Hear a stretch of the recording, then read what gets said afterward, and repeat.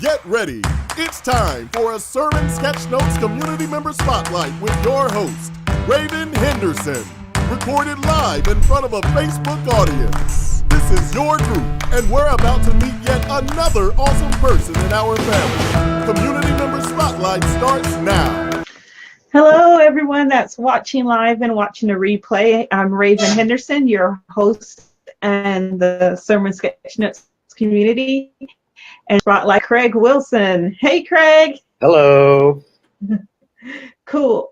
If y'all don't know, Craig has some very interesting sketch notes that stand out from everyone else's. They're just so cool. I'm going to see if I can pull up a few of them on the screen. We've been playing around and talking for a while, so now I've got like some of all of his stuff all up on the screen. If anyone is watching live right now, can you just verify that you can hear it? Great as well. And I'll pull up this folder again with some of Craig's work.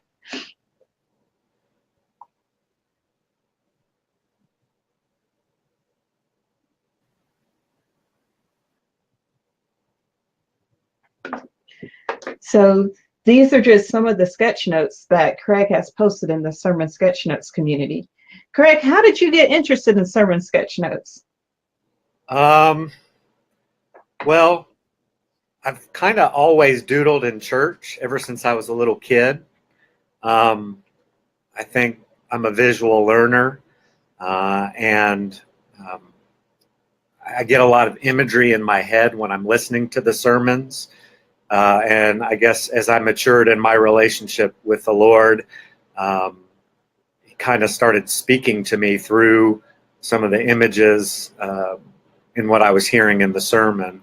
So it just kind of developed as I got more led to study the scripture seriously.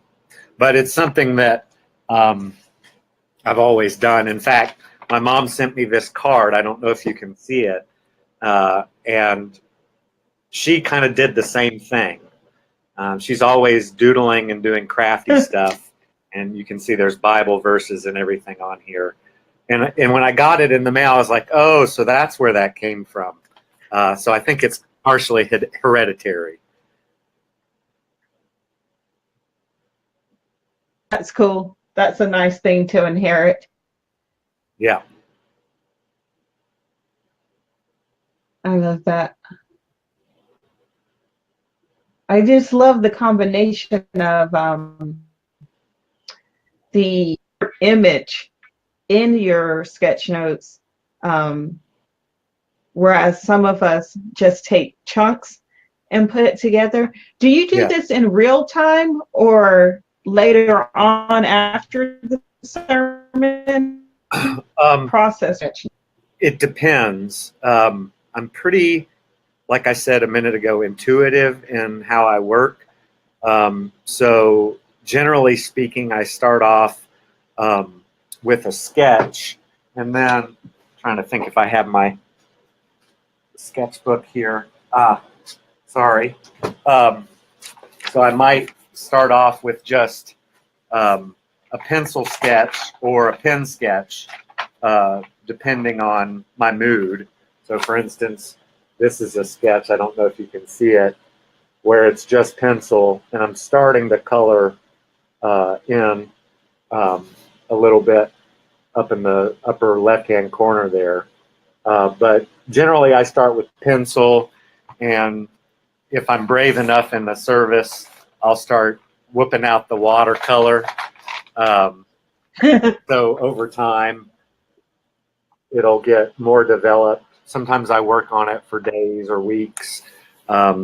Sometimes I'll come back and be so inspired by what I've learned in the sermon or from the Word that I'll start, studying that particular passage or reading commentary. And I'm very easily distracted. So I try to have the drawing right there so that I can kind of work on the drawing and study and work on the drawing and study. So it's an organic process, and it's not regularized at all.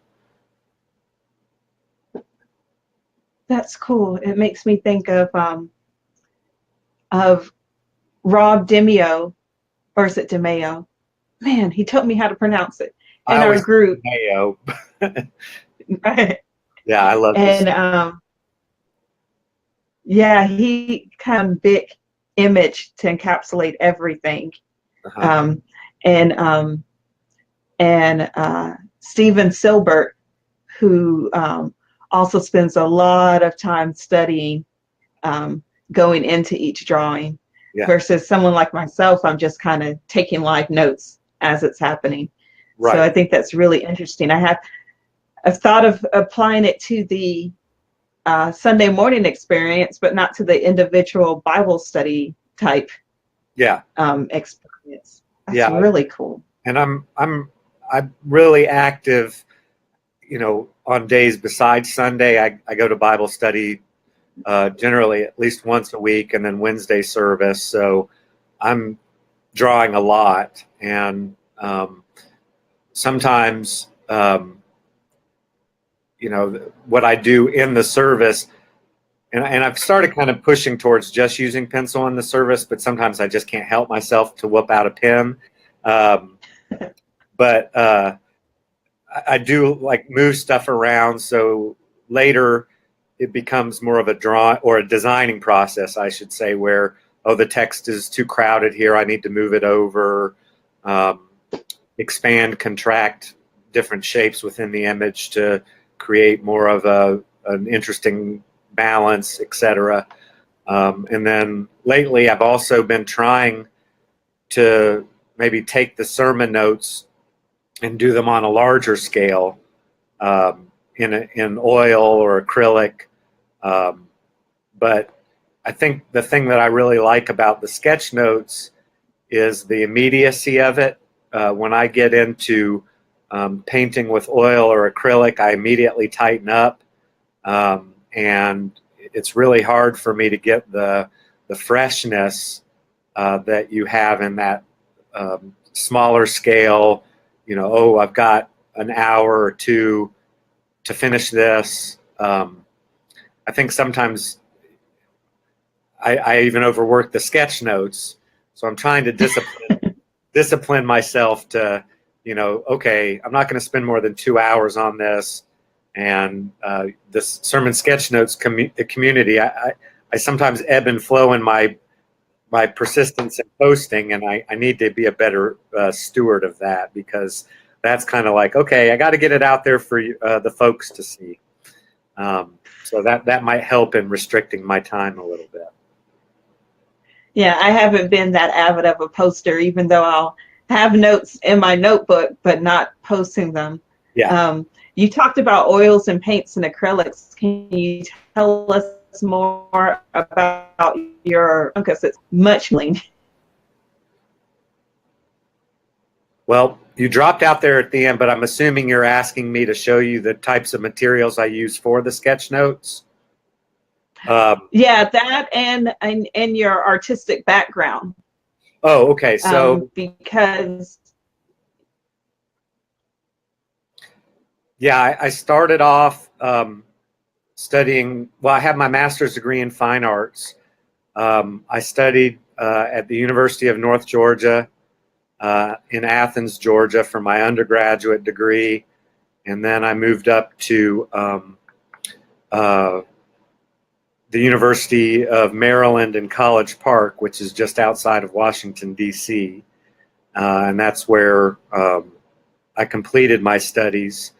And then I started teaching visual arts as an adjunct professor at various universities, and then moved back to Georgia in 2006 and started teaching at colleges around here. Gradually, I migrated to just teaching at the University of North Georgia in Dahlonega, which is where I currently teach. And I live here in Dahlonega, Georgia, up in the mountains. And I teach all kinds of different approaches to 2D and some 3D as well. So I'm both a two-dimensional artist as well as a three-dimensional artist. mostly I'm teaching ground level foundations classes in drawing. In fact, the video that you're showing right now is from my figure drawing class, which is my favorite class to teach. And that's a colored pencil on white paper that I'm demonstrating. And this is part 2. So behind me in the video, I have a group of students, and I'm trying my best to explain what I'm doing while drawing, which is always a difficult process. But as far as my own art is concerned, I use for my more refined, I guess, fine art paintings, quote unquote, oil and acrylic mostly, and watercolor is my favorite medium of all. That's what I use for the sermon sketch notes, finishing stages. In the beginning, I use, like I said, just a normal mechanical pencil, and then I use the Prismacolor and the Faber-Castell permanent pens, and Tombow markers and pens as well. This is a relatively new brand for me. I have a student whose mother is a rep for Tombow, and she brought me a goodie bag of all kinds of stuff, which was really quite a blessing. Here lately, I've been using a lot of just traditional ink as well, Black Cat ink, and the old-fashioned nib pens, which I was teaching cross-hatching to my students, and I hadn't taught ink in a long time, but I went to China over the summer to teach, and have a good friend over there who taught me some skills in Chinese ink painting, and that got me inspired to start exploring India ink and Chinese ink. So I've started using just the old-fashioned pens as well. And then what kind of nibs are you using on those? Calligraphy nibs, mostly just the flat nibs like that. Can you see that? Okay. Yeah. And then I'm also using the bamboo brushes, and then this is a brush I got on an Italy study abroad, which is a Leonardo da Vinci Artissimo, which is a sable brush that's really nice as well. And then these, I'm really addicted to these. The watercolor pens, have you used those? Is that a water brush? Yeah, you fill this with water, and then it's got various size brushes. And this is great because I can, actually paint in the sermon, and nobody will be any the wiser. And I have a variety of watercolor. Let's see if I can open it. Yeah. Yeah, Paul Joy, our chaplain in Australia, commented on the calligraphy nibs. Yeah, they're fun. And I'm actually, one of my biggest inspirations in my art is the manuscript tradition, like illuminated manuscripts, and historiated initials, all of the stuff from early book illustration in the Christian tradition. That's something I've really been studying a lot. That and William Blake and his poetry and illuminated poetry. So I'm trying to teach myself calligraphy as well. And actually, I'm going back to just practicing cursive, because I tend to just write a very eclectic, print in my sermon notes, and I really want to explore the word as much as I explore the image. I'm just going to pull up some of your sketch notes Sure. again and look at your lettering, because well, some of us are trying to figure out how to have the different fonts. Like Yeah. you're just, doesn't seem like there's anything Doesn't seem like there's anything what? holding you back, and No. just so many fun fonts you use. Yeah. Without a glitch. Yeah. Here it is, part 2, and we're live. Okay, so Paul, Joy, and Pamela, we are here. There we go. So hopefully they'll see us there. And I will make this, can I edit the, edit post?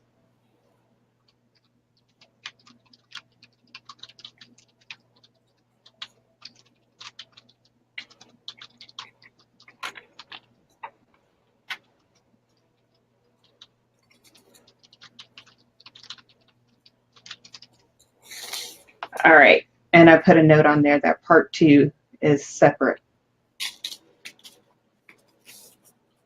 All right, so there was a question that Paul had in the last conversation. He asked if you ever use your brush, your water brush for lettering.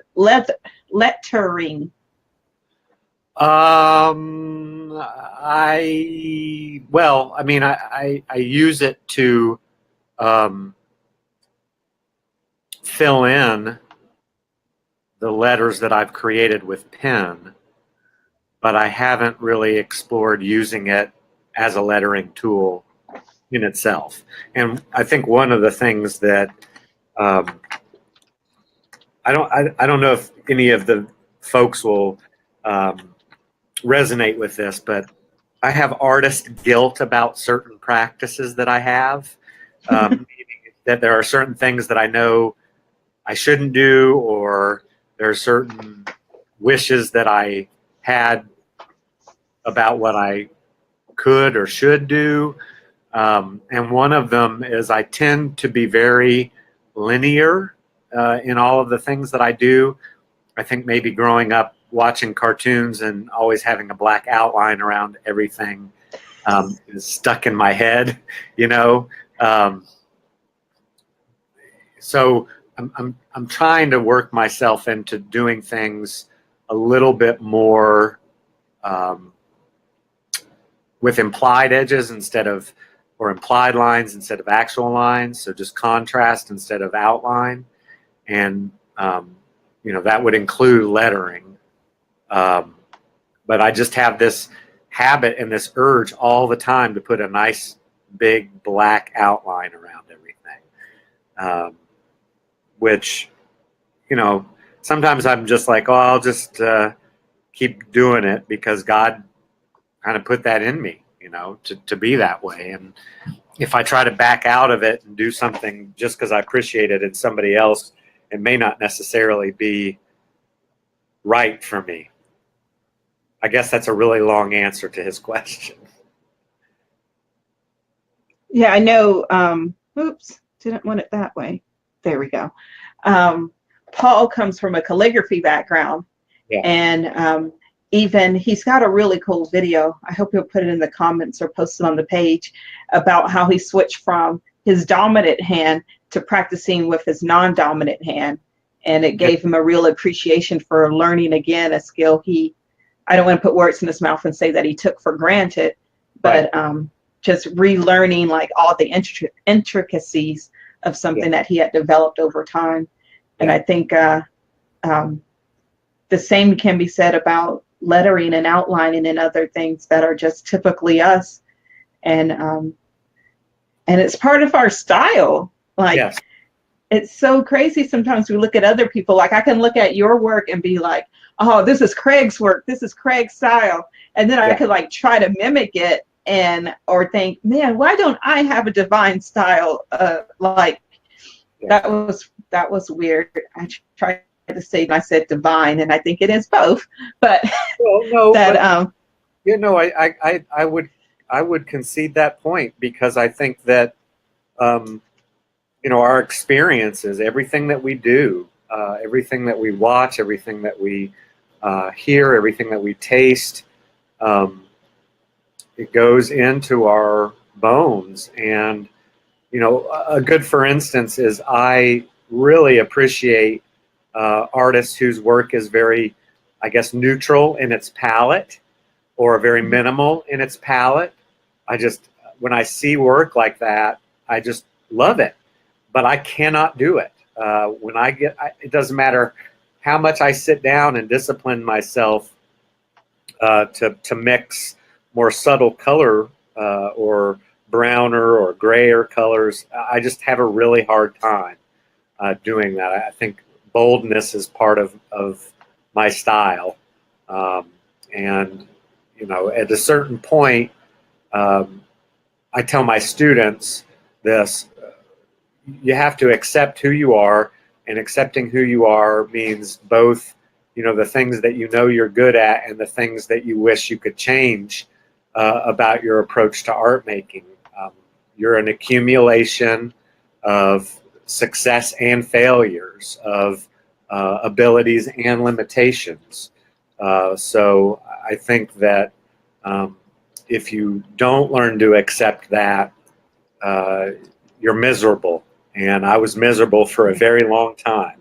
And I want to help my students recognize that, so that they can find joy in what they're doing.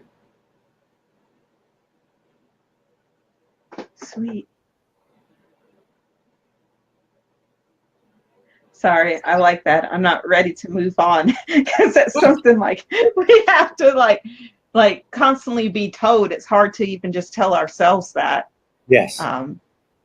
And or to recognize all the things that God has given us and put inside of us. Yes. Yeah. So, and that's I not do. Go ahead. Go ahead. I was going to say, that's not to say that within our art and our lives, we're not meant to grow through and from the suffering and the pain. I mean, the Lord called us to struggle. He promised us that we would struggle, and He is sanctifying us through that. And I tell my students, when they start hating their work, and when I say that in the midst of the process of creating it, that is, and I have to be careful because I'm working in a secular setting, but I get very Yoda-esque on them a lot, and I tell them, the pain that they're feeling, the discomfort, the ooh, I hate this. That is, it can be. You have two choices at that point. You can either give up and throw it away, which I never let them do, or you can see it as a nudging to try something new and different, and to push into territory that you're not comfortable or familiar with. And that's, of course, the way that we grow, is by getting in those uncomfortable situations, or I call them briar patches. And I'm sorry, I had a colleague knock on my door just then. Hi. And getting out of those briar patches is where we move into new territory. So. Cool. Well, before we had our online snafu, you were telling us about your watercolors as well, and I wanted to hear more about that, about the watercolors that you use when you create. You mean? Oh wait, I don't want to move on. Beth just left a comment. Yes, amen.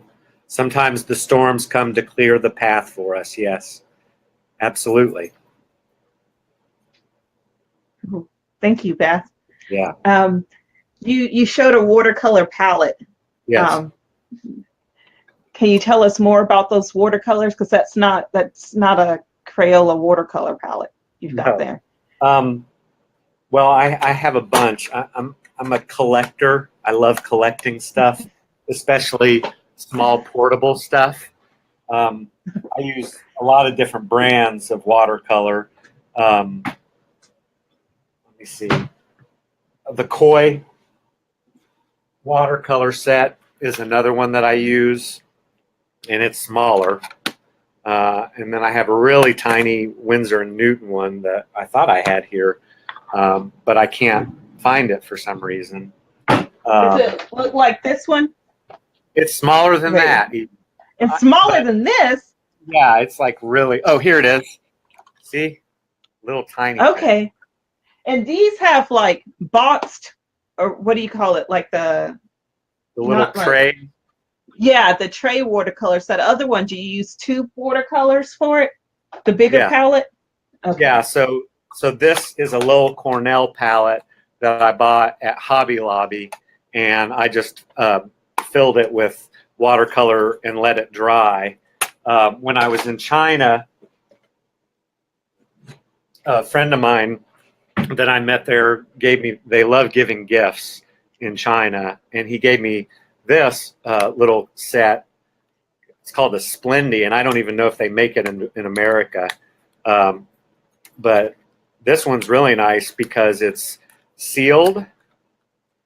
So the watercolors, it's very deep. So you can put tube watercolor in there and it'll stay mostly wet.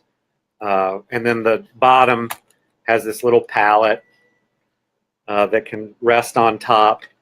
And then it's got, for whatever reason, a little stirring stick that goes with it. But I collect. I have a bad addiction to art supplies. So, but especially portable things.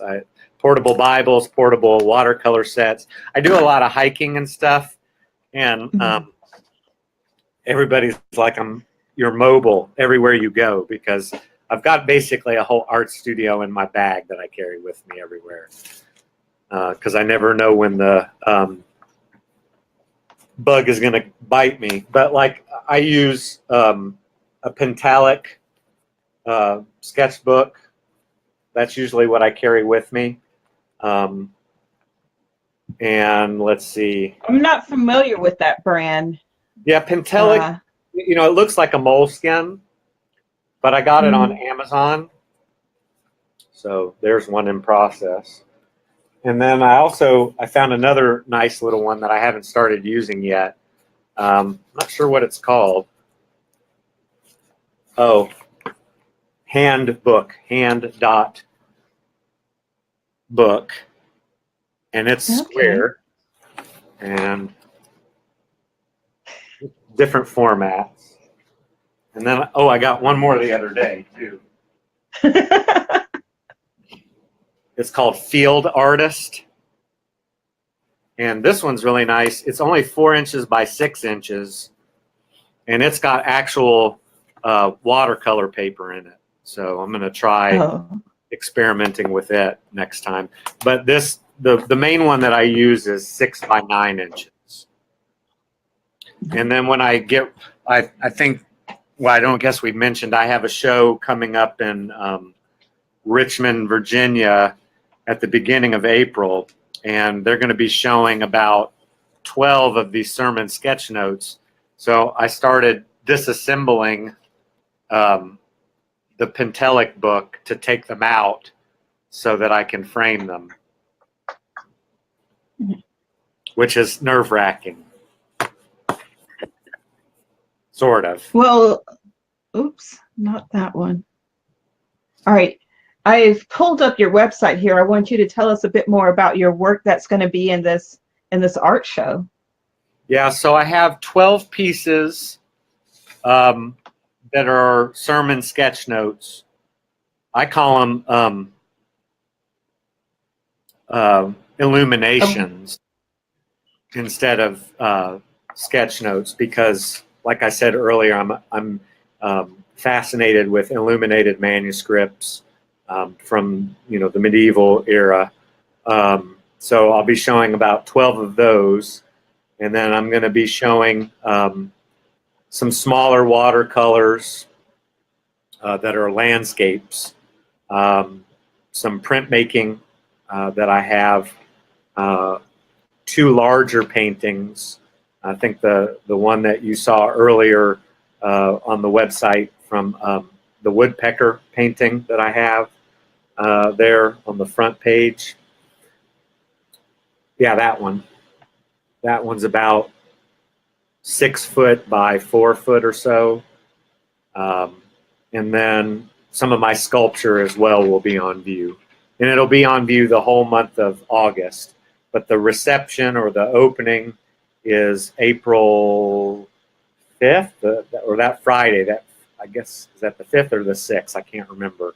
And then I'll be doing an artist lecture, which I'm excited about. So.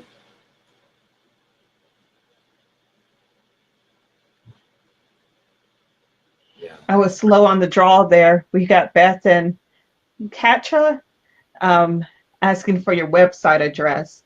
Yeah. So just want to say it out loud, craigwilsonart.com. Yes. I know sometimes people download these sites and pass. So if you're just listening instead of viewing, that's craigwilsonart.com. Yeah. And while we're on the subject of keeping up with you, what is your like Instagram handle? Craig. Oh wow. Is it? I think it's Cray Mar Will, CramarWil, which is the first 3 letters of my name. So Craig Marshall Wilson. Cray Mar Will, all one word. CramarWil.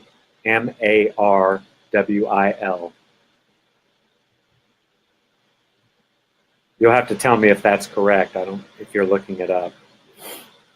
Oh, I guess I should. No. Oh,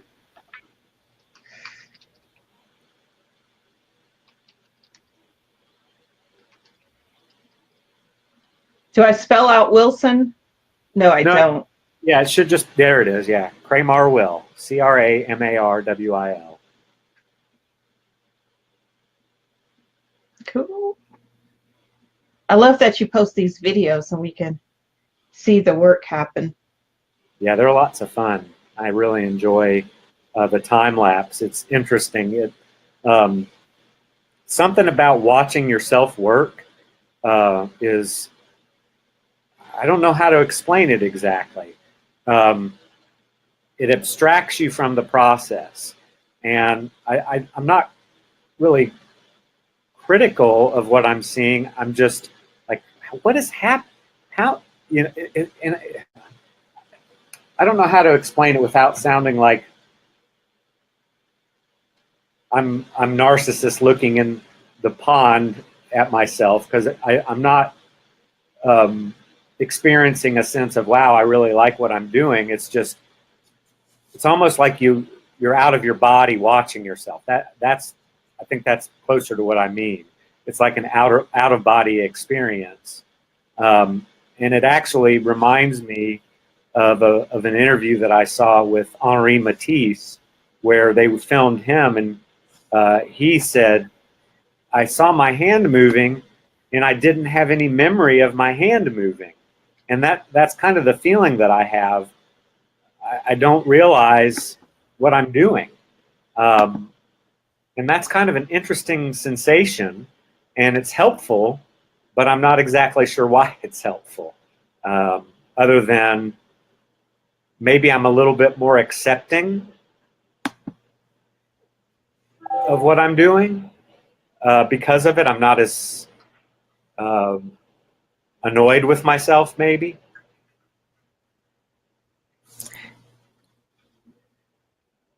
Which I tend to get annoyed with myself.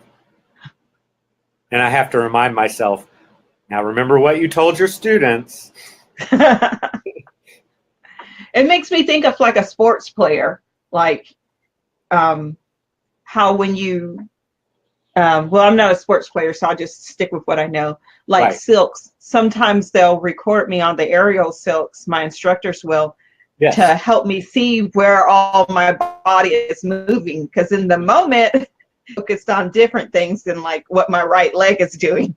Yes. But when I get to watch the recording, I'm like, oh, so that was connected to that, and that's how that happened. Yes. And I think the other aspect of it is I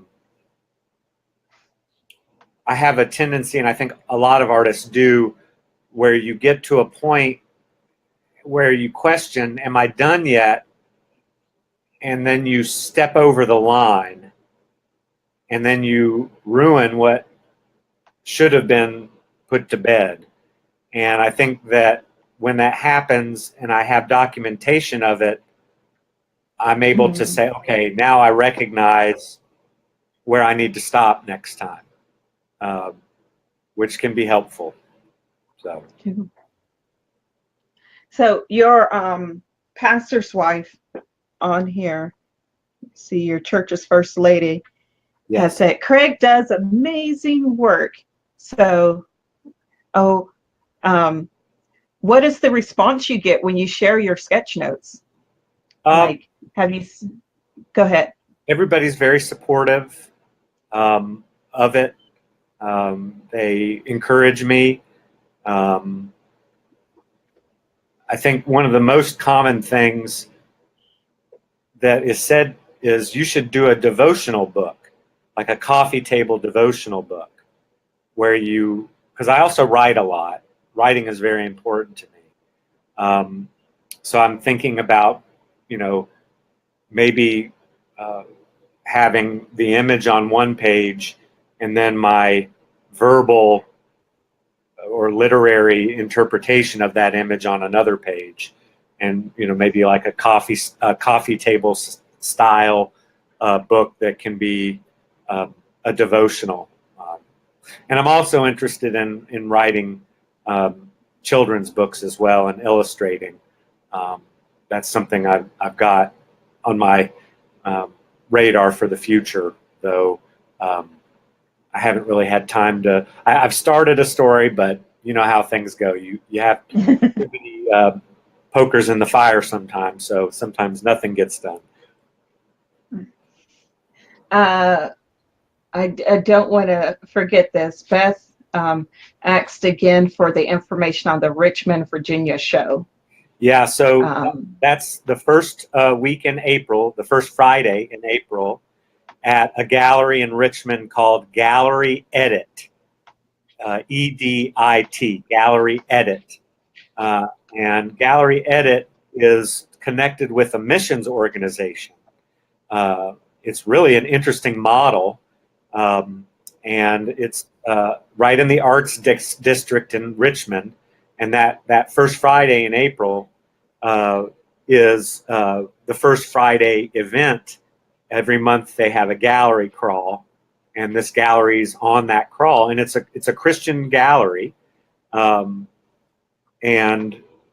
I guess they consider it kind of a mission to use art to bring people in who are interested in art, so that they can be exposed to vibrant and dynamic Christian art that's being made.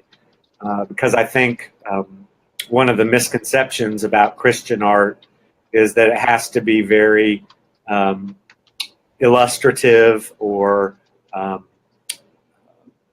overly focused on the specificity of the stories from the Bible, and I don't think it necessarily has to. And there's a lot of diversity in Christian art and art style. Some of it's very direct, some of it's very serious, some of it's very humorous, some of it's very abstract or non-representational. And this gallery, I think, has as its mission to show that diversity in what Christian artists are doing right now. So I'm really excited about that. And of course, one of my heroes is Francis Schaeffer, who wrote How Then Shall We Live? And I think the thing that I appreciate him for the most is the fact that not only was he a real advocate of Christians in the arts, but he was an advocate of art, both secular and sacred, as an expression of the human condition. So I think it's really important that we keep our feet in the game as Christians within the art world, and that we don't walk away and leave it to the secular world, because I think that abdicates our responsibility as believers.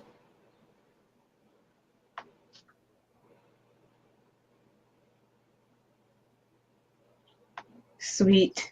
Thank you. You're welcome. I'm just pulling up. Beth says she found Gallery Edit on Facebook. Yes. And she's listed their Facebook page for us. Let's see.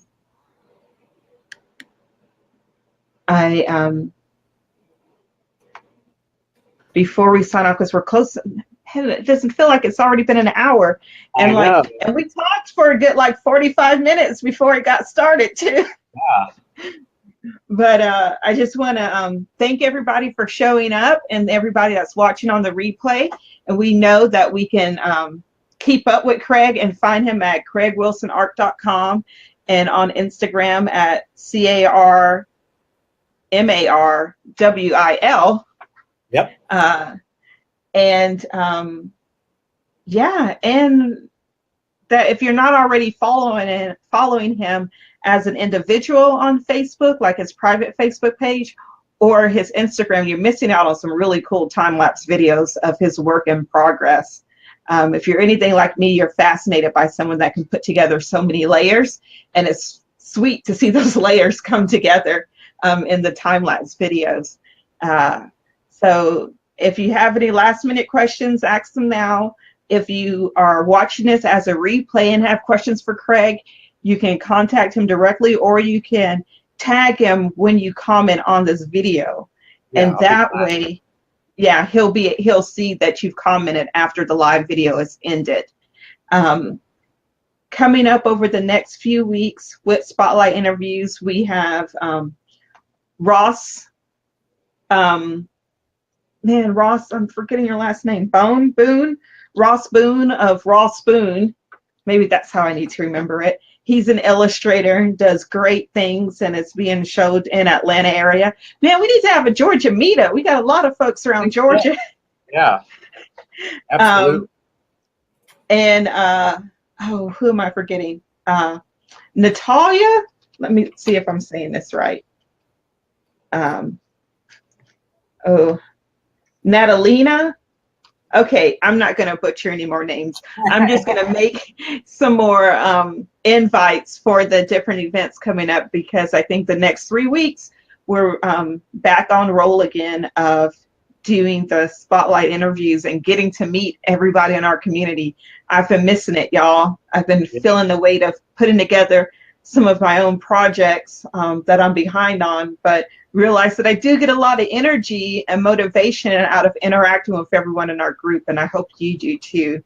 It's inspiring, and it's a great feeling to be inspired by impressive work instead of condemned or feeling like, oh, I never can do anything awesome. But we have awesome people like Craig that know all the ins and outs of art and are willing to share it with us, as long as with their study and their spiritual walk as well. So I don't see any additional questions while we're live. Craig, is there anything I forgot to ask you about that you wanted to share? No, I think you did a great job, and I just want to thank you for stewarding this page. It's a wonderful, wonderful medium and a wonderful fellowship to see and have and be a part of. And like I said, when we were talking before the Facebook went live, there was a time when I first started doing this where I said, I feel like I'm the only one. And when I found sermon sketch notes, I was like, I'm not great. There are other folks like me. So thank you for all that you do, and I appreciate you having me on. Cool. Thank you so much. Maybe we'll circle around in a while and have you again, and you can play that violin or fiddle or viola or whatever it is that's behind you. Fiddle. Fiddle. Okay. Yep. Maybe at the Georgia meetup. Yeah, that sounds great. All right. Thank you again, Craig, and thank you for everyone tuning in. Thank you, Paul. Thank you, Beth, Pam. You all. Who else did we see? Catcha. You're the international man, the one that just went to China. You can help me with all the names. All right. So we'll see everybody inside the group. Yep. Bye. Bye-bye.